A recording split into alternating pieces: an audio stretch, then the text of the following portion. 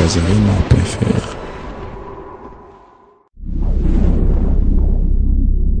Kazarima PFR.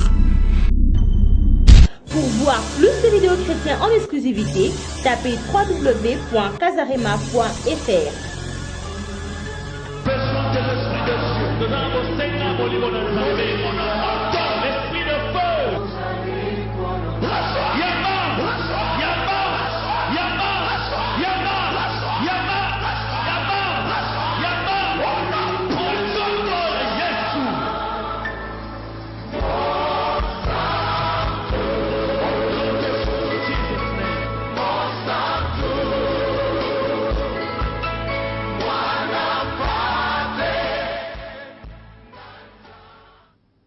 Voilà, bien-aimés dans le Seigneur, Bandekognon, Sobozuli, Bakuya, Kolanda, Bissona, Kishasa, Brazzaville et les environs. Topesi, Bino, merci, Mingina, disponibilité, Bozalagana, Yango, Pona, Kolanda, enseignement, na tranche, na biso sur la délivrance, une tranche, oye, même la kabiso découverte, il y a beaucoup de choses.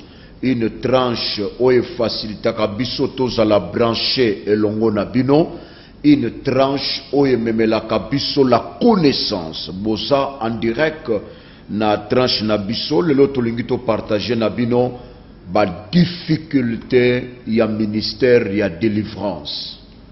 C'est vrai na makabotali délivrance et komi kolobama mingi mikoloyo et komi kozala likambo ya munene ko beta sete na yango makambo etali délivrance na bande ko bandai ko s'intéresser na ngote na kanisi ekomi quand même na mutuya tout le monde azo s'intéresser na yango ekomi makambo oyo esengeli église nyonso eyeba et non seulement l'église mais le corps du Christ en général ezala pe bien informé. Na likambo etali délivrance tolingi tolobela plus ba difficulté ya ministère à délivrance. Vous savez, difficulté à ministère à délivrance ezali difficulté oye bandi lelote eza difficulté oye bandi bandakala ba difficulté oyo même notre Seigneur Jésus-Christ lui-même amekaki ko vivre yango. Même dans le ministère de Jésus-Christ, na kanisi tango présenta qui plan naie babengi cahier de charges à Jésus-Christ, alobela qui plus makambo à délivrance. Et ce qui botangi na Bible calmement, na Luc chapitre 4 verset 18 à 19, Luc 4 18 à 19, Jésus alobi l'Esprit du Seigneur est sur moi. Parce qu'il m'a oint pour annoncer une bonne nouvelle aux pauvres. Il m'a envoyé pour guérir ceux qui ont le cœur brisé. Pour proclamer aux captifs la délivrance et aux aveugles le recouvrement de la vie. Pour renvoyer libres les opprimés. Pour publier une année de grâce du Seigneur. Balobina verset 20, ensuite il roula les livres et les remit aux serviteurs. Et s'assit, tous ceux qui se trouvaient dans la synagogue avaient le regard fixé sur lui. Alors il commença à leur dire, aujourd'hui cette parole de l'Écriture que vous venez d'attendre est accomplie. Et verset 22, et tous lui rendent témoignage, ils étaient étonnés des paroles de grâce, tout ça. Allez, bande ko bokolana na se bokoya ko remarquer que ba bandi maintenant balingi ba banda koluka ko boma Jésus ko trahir ye parce que auti koloba makambo oyo e loba mananu te makambo oyo e yokana nanu te. Alors, na domaine la difficulté à délivrance, na lingi na pesa bino ba difficulté wana parce que nous avons une petite expérience en matière de délivrance. Nalingi na partager na ba collègue pasteur, na ba serviteur de Dieu, ba diacre, ba ancien, ba intercesseur, ba bishop, ba apôtre, ba docteur, ba enseignant, ba difficulté oyo ezalaka na ministère ya délivrance. Alors bien aimé, na koutine awa na passage totangi pour comprendre que tango Yesu azo présenter plan na ye, tango azo présenter cahier de charge na ye, azo yebisa bato bitini na ye laki na mokili. Alobi, l'Esprit du Seigneur est sur moi parce qu'il m'a oint pour annoncer une bonne nouvelle aux pauvres. Il m'a envoyé pour guérir ceux qui ont le cœur brisé. D'abord, nalingi na expliqué, penser à Bible awa, tango Yesu azoloba, l'Esprit du Seigneur est sur moi. C'est-à-dire, tango moto alingi a travaillé dans le ministère de délivrance, il faut la convaincu que aza animé par l'Esprit du Seigneur. Bien aimé dans le ministère de délivrance, makambo ebele za ya kobomba masoki molimo na nzamba zo kamba yote, okoya ko risquer o tâtonner, okoya ko risquer o mema ba réalité ebele ya ndenge na ndenge. Alors l'Esprit du Seigneur est sur moi. Donc avant abanda ko proclamer, avant abanda ko annoncer, il était oint na domaine ya délivrance. L'Esprit du Seigneur est sur moi parce qu'il m'a oint pour annoncer une bonne nouvelle aux pauvres. Il m'a envoyé pour guérir ceux qui ont le cœur brisé, pour proclamer aux captifs la délivrance, aux aveugles le recouvrement de la vie, pour envoyer libres les opprimés. Bien-aimé, avant akoma na terrain wana, abandi koyebisa batu ke na ye ko délivrer bakangami, na ye ko buka ba prison ya satana. Mais bobo sanate avant akoma na terrain wana, l'Esprit du Seigneur est sur moi, il m'a oint.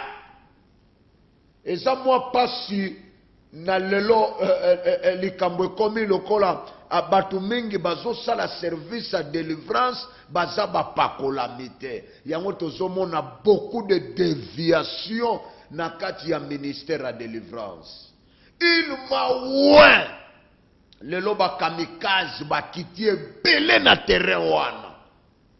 So pona nini toyebite, ezo futa bien toyebite, eza nini tout ça. Mais est-ce que ba pratico tozomona contre la Bible na domaine de délivrance? Bien aimé dans le Seigneur, na lingine sabino que Jésus-Christ abandaki nanu te délivrer les prisonniers et guérir. Non, abandi d'abord koyeb sabatu que nazali choisi, envoyé, nazamo pakolami. C'est pourquoi nakati ya ministère à délivrance soko zamo pakolami, okozana tante ya ko négocier na ba démon. Hein? Le lot na ba culte ya ba chrétien ba démon ba komi na succès ya kosakana te. Le lot kende kuta na ba culte na ba télévision batu ko tutuka. Et comme ça lokola moi succès moko boye batu ba balukaka, batu ba ninganaka, batu ba non bien aimé biloko wana eza biloko ba bébé spirituel. Hein? Bébé spirituel, ce que moni mutu mo de moi tout que ça les plaisir, mais bankazi, bato ba poser, bato ba sami, mabilo koné lobela bango sous ce logote, hein? Oya za mur na foi, oya za poser na foi, ko tutuka wana ko baluka na mabele, eza sou biloko penza un chrétien mur akoyiko, lelo ba sport nyonso kaka, bo baluka, ko lala, ko ningana, ko tutuka. Oh non! Jésus, ça écoute, d'ailleurs Jésus lui-même a minimisé, ba yekoli ba yakina loyenge, oh milimo mabe basoto sabiso. Alors bien attention, bo sepela pona wana te. Bo sepela soki kombo na bino ekomami na livre de vie. Et yana bato musu bazo baluka mona bazo baluka na basport babilambe zokima et ce n'est pas bien, bien-aimé.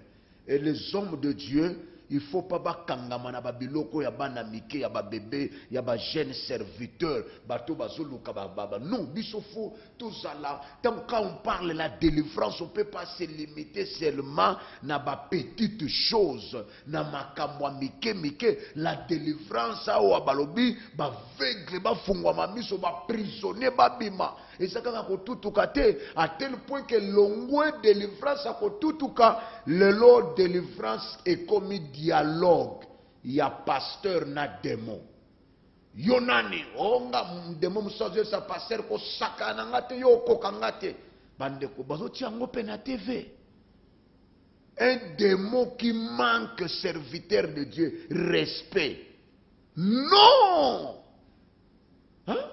Jésus a dit que je vous ai donné le pouvoir de discuter avec les démons, de causer avec des démons. Alors, il dit qu'à mon nom, vous causerez, vous parlerez, vous discuterez avec les démons. Non, il a dit à mon nom, vous chasserez les démons.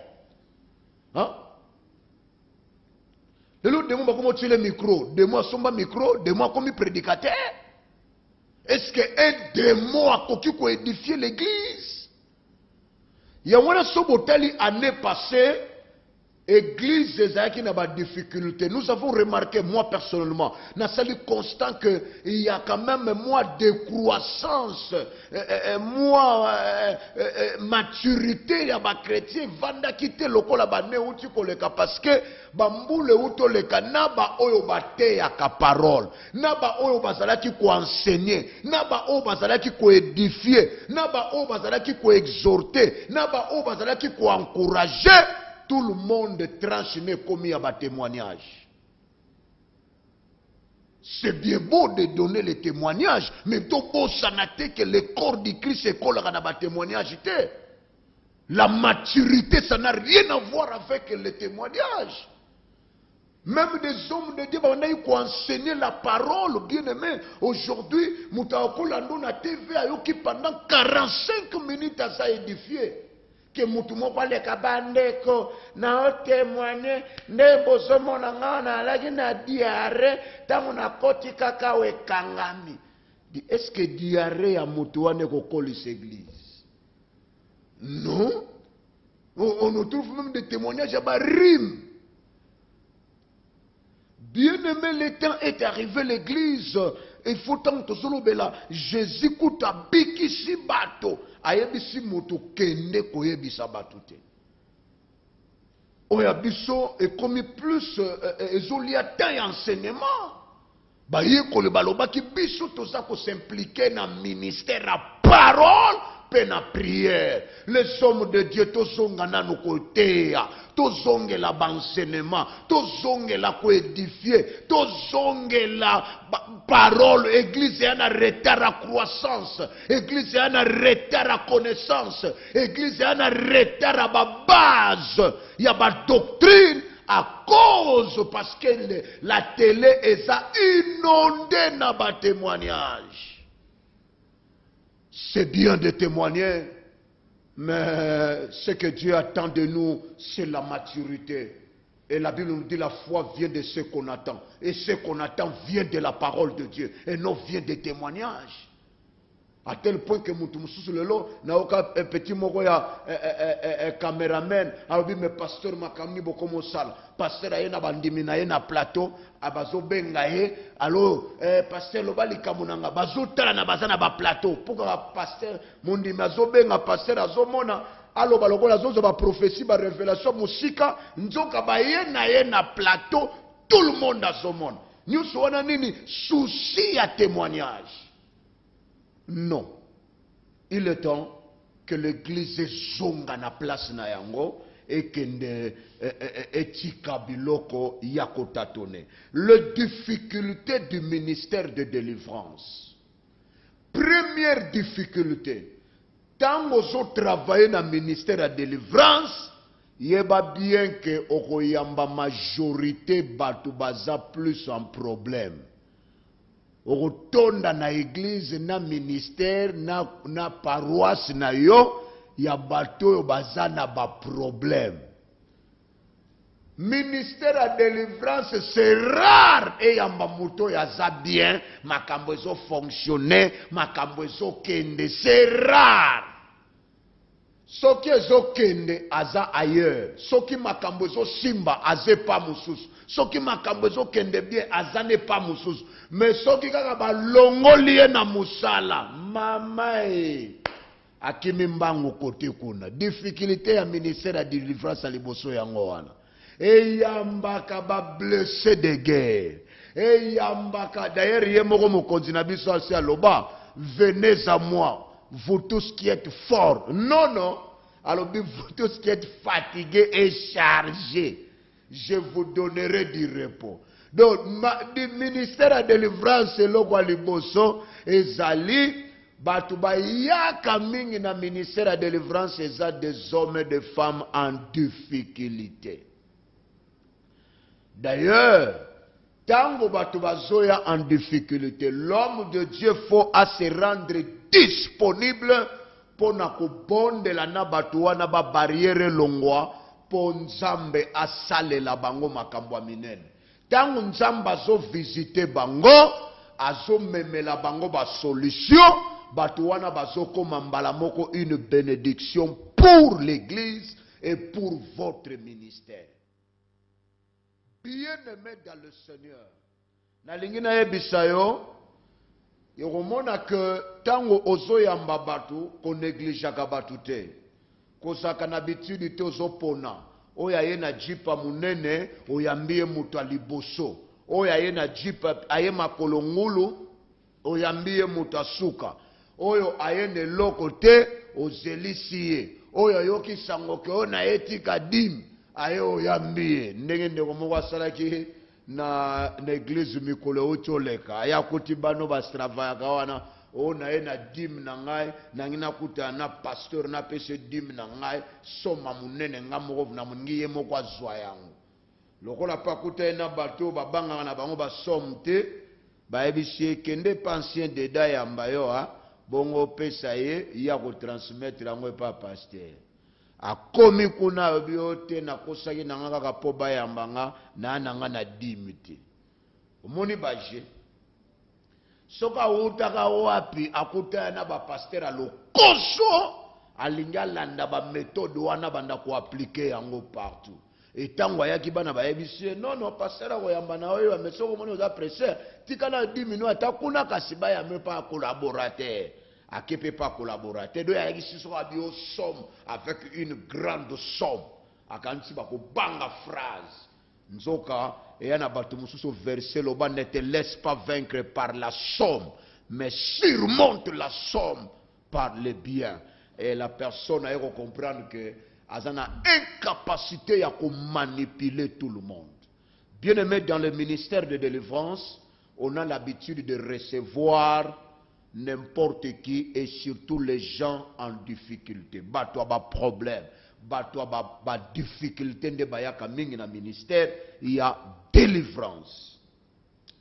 Deuxième difficulté na cadre ya ministère à délivrance, et sa difficulté auto bengi na français, tango mutakoti na ministère à délivrance, il faut ayeba ke na ministère à délivrance ba envoyé spécial bazanga kate.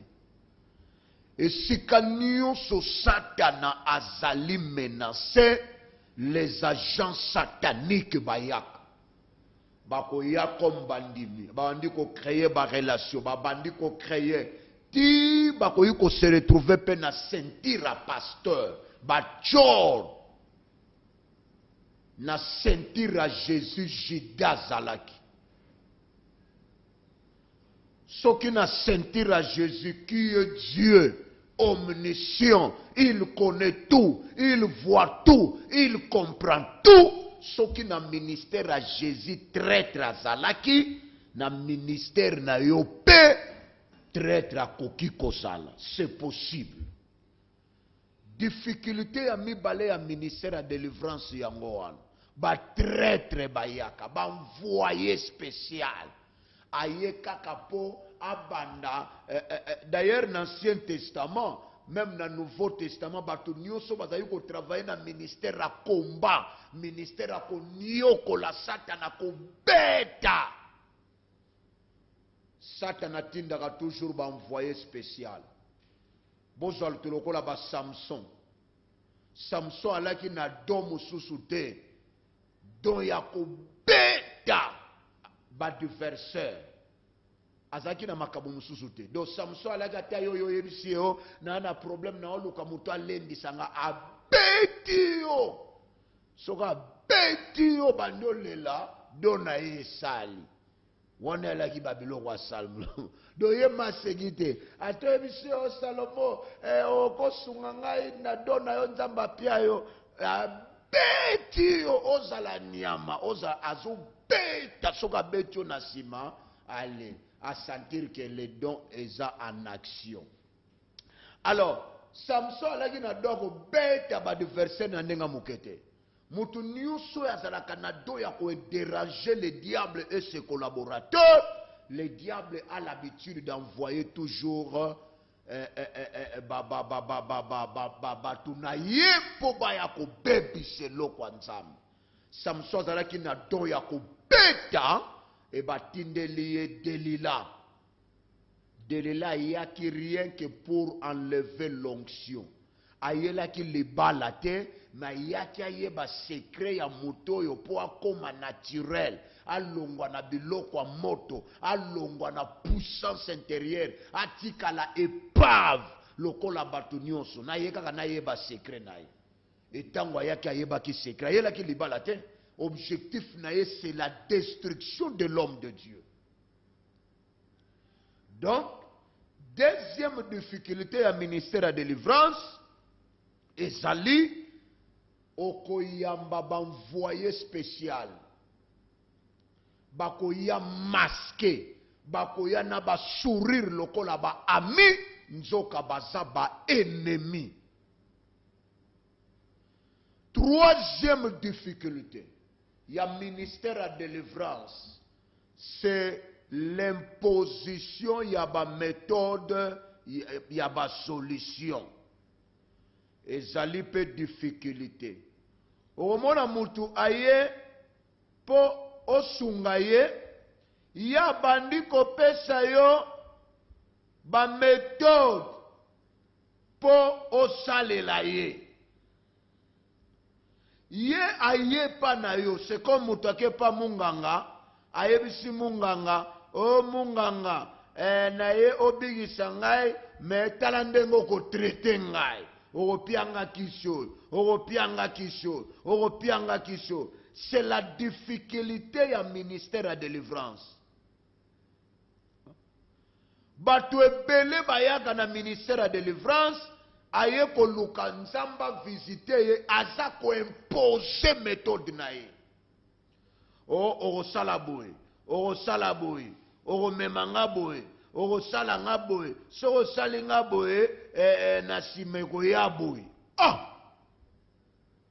yo ye pa munganga de tomona ngona ba dispensaire rebelle o sali si examen basali examen na ba labo moko e fusa e pola.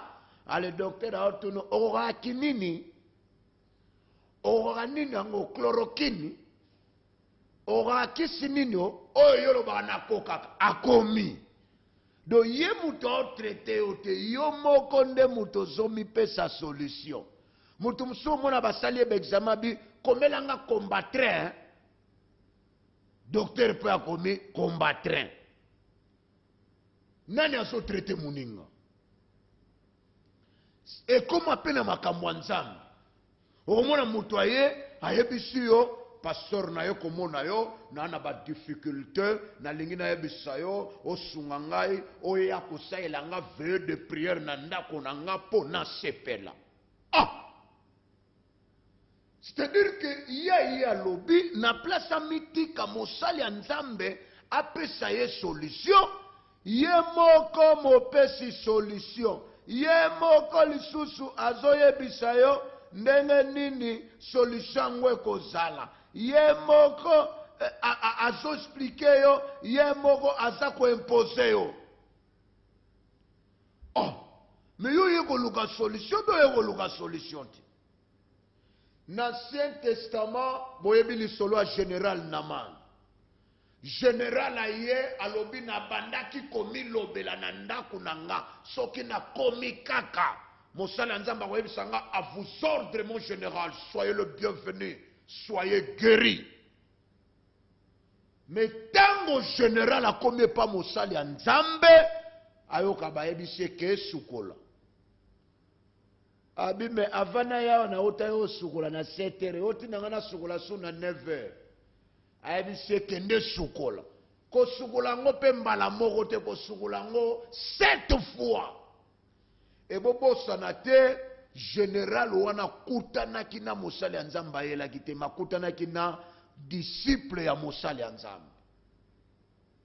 Mais soki ezalaki lelo, d'ailleurs bato mingi bayaka koluka basali ya nzambe na place à présenter na nos problèmes na ye, ya o présenter titre. Pasteur, je m'appelle Monsieur André, général de Fardeux chargé de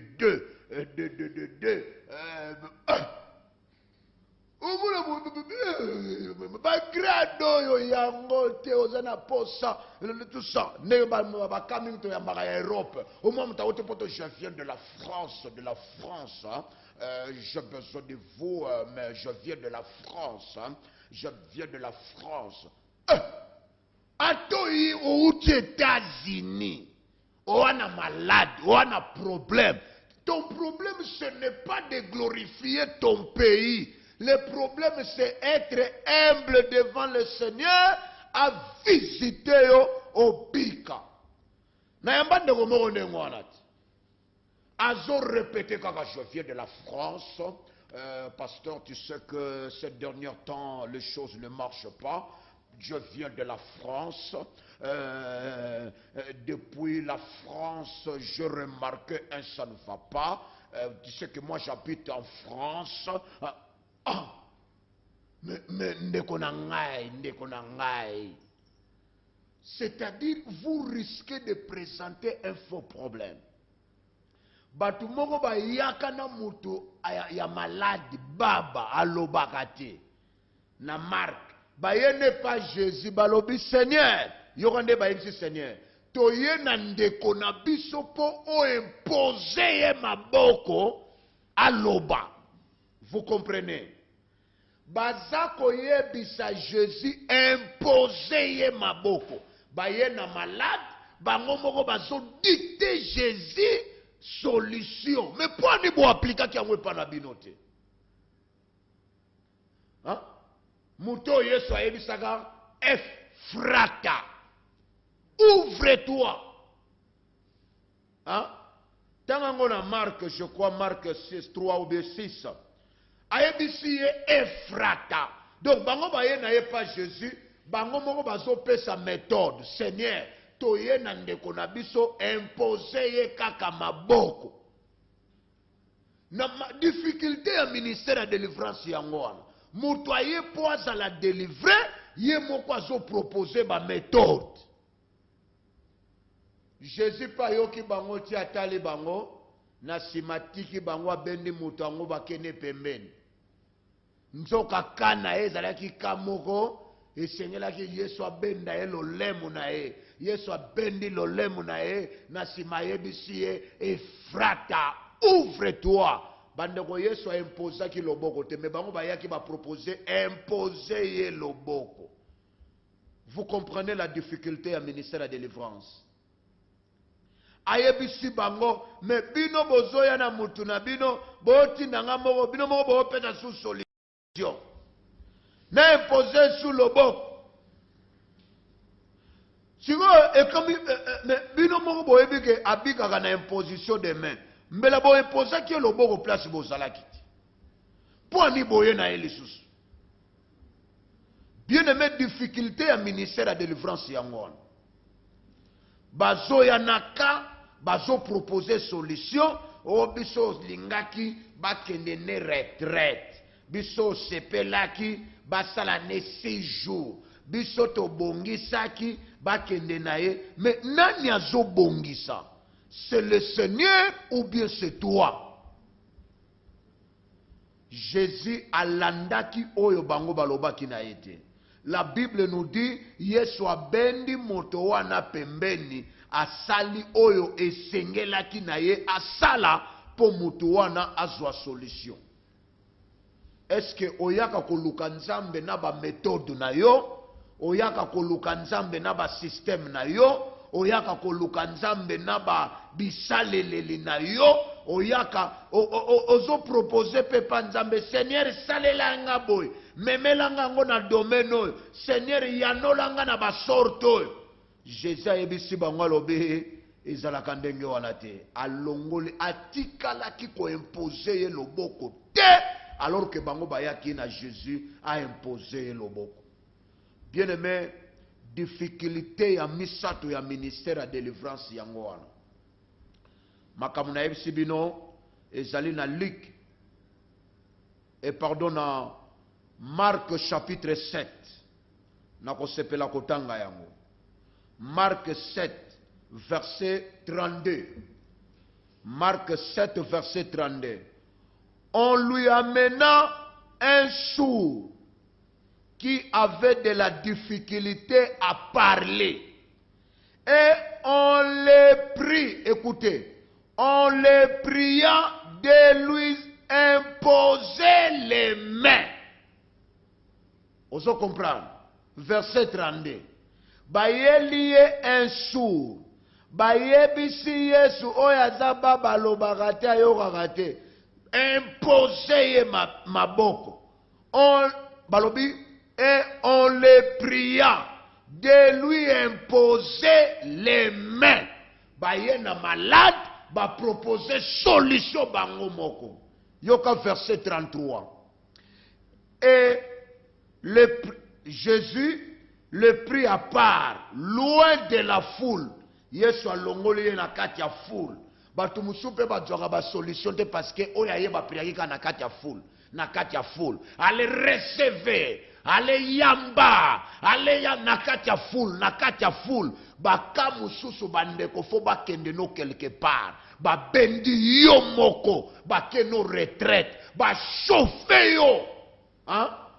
Moko sangisa ba délivrance sangisa au mona kutu ya yo azalaki faible ya makasa Yesu ko renforcer likolo sangisa méthode oyo Yesu appliqué awa esa méthode moko ya cas particulier, c'est-à-dire Yesu abendi balobi il le prit à part loin de la foule alongoli na foule yo kaka na kati ya foule.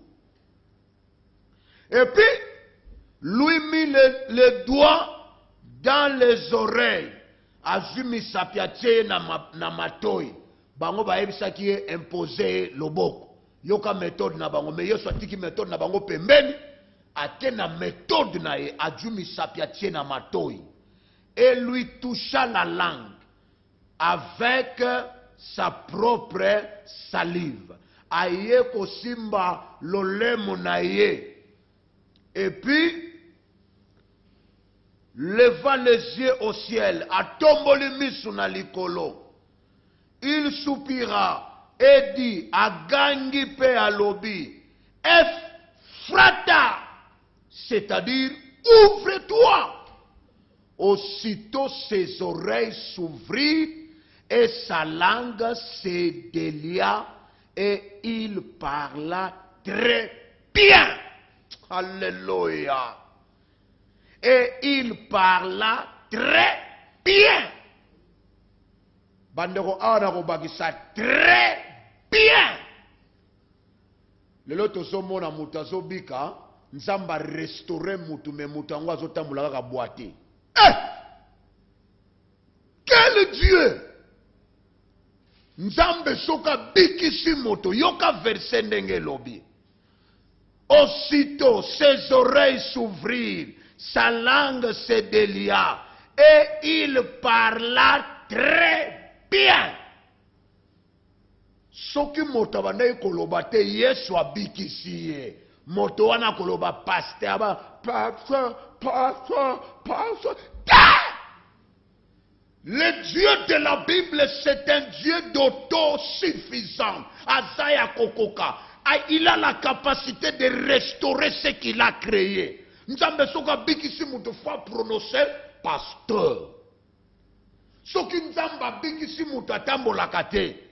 Tangu pasteur atsimbi babeki azotombola nango likolo mutu atamboli. Mutu wana banotambola te sans lokola sangi beki parce que ezana ba démarche avec beki na ba démarche ça va nzete. Mais Abalobi, il parla très bien. Moto Yesu bikisi fois tambola très bien. Démarche le roi Moutana Mayandi. Ça, ce n'est pas la restauration qui vient de Dieu. La vraie restauration qui vient de Jésus-Christ, et ça l'a très bien. Verset 35. Na priaka pona ndeko moko babwakelaka maladi ya mpese nzoto mombebe babwakela ye maladi na Paris aza mondimi apene la Paris bandeko tango to prier pona ye na wendre huile na deklara bandeko na yebi so lengi nzamba sa elonini abi naza inosa na yebi maladi o place uti te nzamba zongisa ngo place uti bandeko tango camarade na koti ndako malade juye ya biki keli kobika nakutanaka na ye l'église afinika bilamba bombe longi lokola arabe abombe longi abebaka partout bandeko après une prière on abengaka tirbo bandeko nzamba restaurer ye na batasha kala purification abika très bien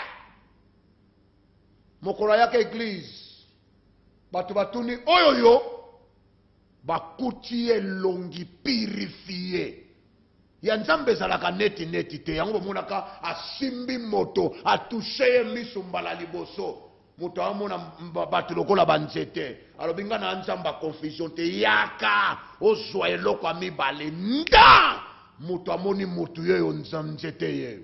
On ne se moque pas avec le Dieu de la Bible. Et nous, les pasteurs, nous ne pouvons pas aider le Tout-Puissant. Si on prie pour na mutu, aboua ki banzete, azotambola lokola mutu, autozwa massage, lobana nzambe bandela. Oh, ya très bien, très bien. Bien-aimé, nous ne pouvons pas flatter Dieu, ba flatter le Tout-Puissant. Hein? Au moment où mais muto yazotambola lokola zangi banzete. Il faut tambola très bien. Le Dieu de la Bible, nalobi, il a la capacité de restaurer ce qu'il a créé. Très bien. La difficulté à mine et ministère à délivrance est allée qu'on acceptait un sorcier transformé. C'est la grande difficulté aussi dans le service à délivrance. Ndoki, oya lia, oya boma, oya salaba dega, oyo asili sabat. Sikoyo Yesu a délivré, oya koyebisa na famille na bango ke abongi bola la nembe tu moko. Mama nanga. Nani akondimela yo? Hein? Batu batalaka te oyo nzamba zo sala, me batu batalaka oyo bandoki basalaka. Bien-aimé, ba famille est belée après la délivrance. Ma famille est belée après la purification. Ma famille est belée après la libération. Yabana na bango bandi makate ke Yesu akoki kobiki sa bango complètement. Ba otuna me est-ce que abiki penza? Toko lia nepesi kamoko. Toko yuko lala nepesi difficulté to sa nango yango wana. batu bandimaka ke Yesu Satan akoki ko bebisa, mais bandimaka te ke Yesu akoki ko bongisa. La Bible nous dit, il appelle à l'existence les choses qui n'existaient pas. Soki moto azalaki na misala ya mabe ya bongoli mitema, même les chrétiens bayambaka ye avec beaucoup de réserve. Ba doute. Ndenge yo zalaka impidik, Yesu alongoli yo na kindumba. Akomisi yo une sœur en Christ sérieuse, un frère sérieux. Ndenge pe alongola sorcier na sorcellerie, akomisi un enfant de Dieu. Il ne faut pas te croire kaka na force ya destruction, bon tozo croire te na force ya restauration. Non, moi je crois que ce qui Satan a bébisaka, Yesu aza na capacité ya kobikisa. La Bible nous dit, il y eut un soir et il y eut un matin. Il y eut un soir et il y eut un matin. Azalaki na pourquoi ayepe nantongo. Moi je crois à la puissance de Jésus-Christ. Moi je crois à la capacité de Jésus-Christ. Il a la force de restaurer et de nous donner la vraie solution. Cinquième difficulté à ministère à délivrance, c'est l'ingratitude. L'ingratitude.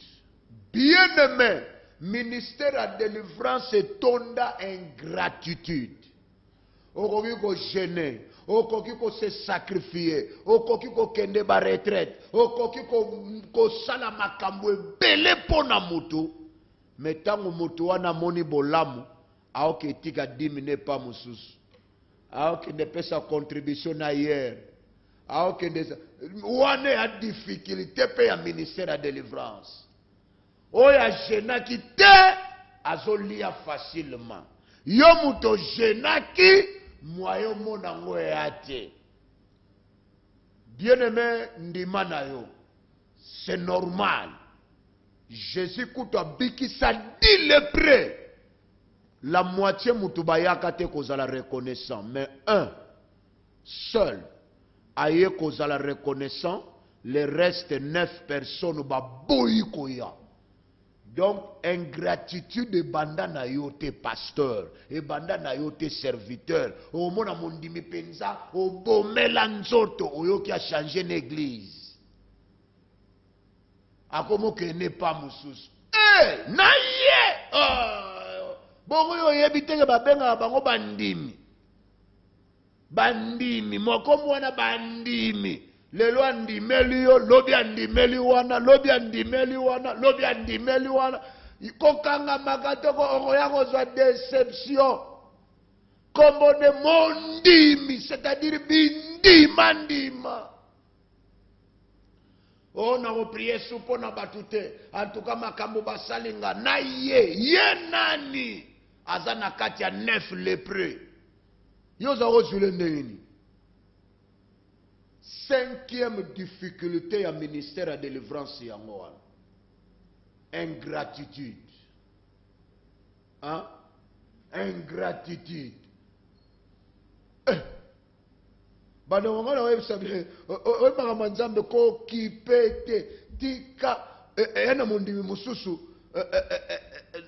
to sola na yeto sisi na retard na ke kotika e kota bandai ko vanda bande ko na ke kotike na butu na bandai ko yamba batu na yambi batu ye na yambie parmi batu asuka na tuni ovanda ka wabona vanda ka kote ya o Congo soki kote ya Palais de Marbre. Bande ko na tia mondimi wana mutuka na mwana na ye tokota na jeep na nga tokenda pona ko kende kotika ye na ndako na ye fond militaire abimela biso na arme alinya tire lelo mondimi wana na mwana na ye na mona ke na église tinaki so na mona ka Yesu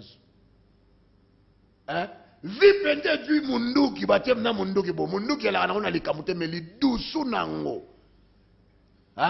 balaki singa mna li dusu nango na yebisi mutango olingi nini ozana posa nakoboma mutu nazanga moko toze belé awo boyebika na montagne wana likolo wana soko lingo ke kota parler du peuple mati côté wana côté ba bomelaka député moko boy côté wana nde bakalaka biso likolo ko kende kotika mondimi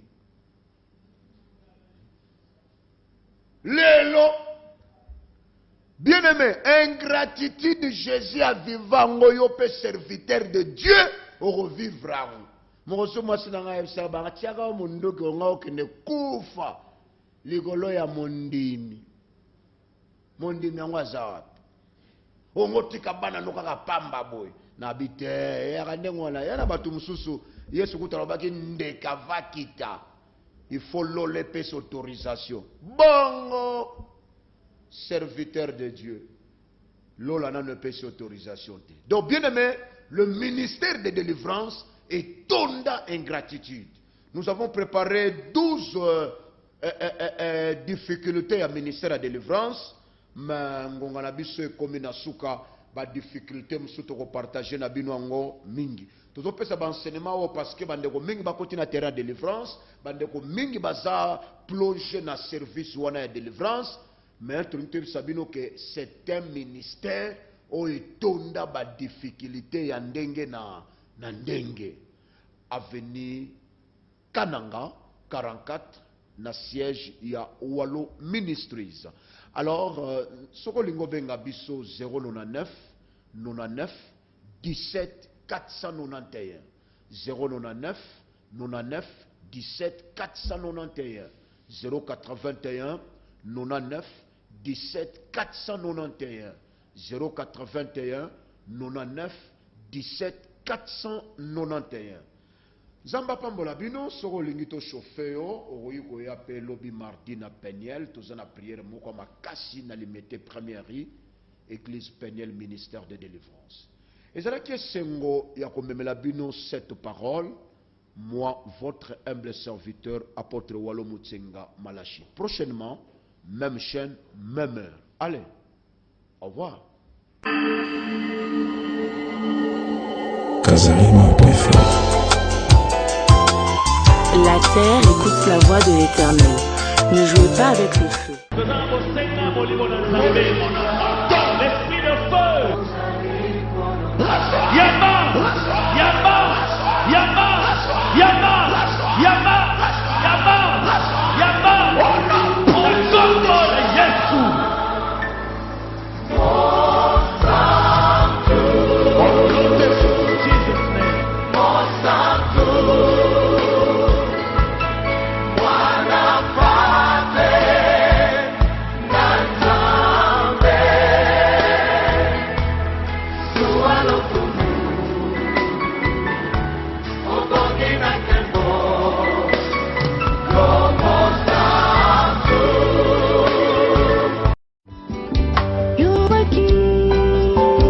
MC Productions vous présente Le Temps de l'Esprit, nouvel album de la sœur Belle Agnelé et son groupe Le Rocher des Âges.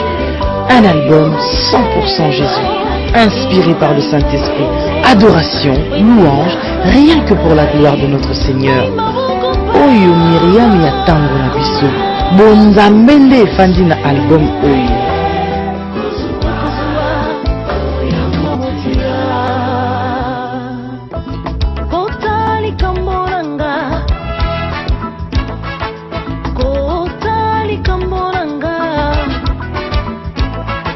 Kimambangu, Somba album Nayo. Cet album est déjà disponible. Une musique qui nous transporte devant le trône de grâce. Découvrez et savourez le temps de l'esprit. Nulle part ailleurs.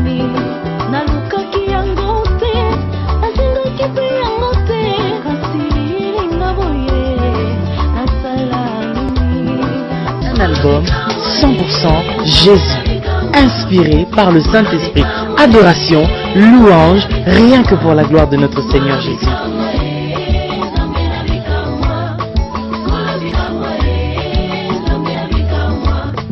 Le temps de l'esprit, c'est votre album. Un album déjà dans vos bacs. Courez vite, achetez Le temps de l'esprit. Disponible chez Kazarima et sur vos points de vente habituels. album Le Temps de l'Esprit bonzambende efandi na kati album oyo. Le Temps de l'Esprit album yangoyo, album nabino papa maman bana, musique ya solo, musique ya sika po nabino bana na nzambe.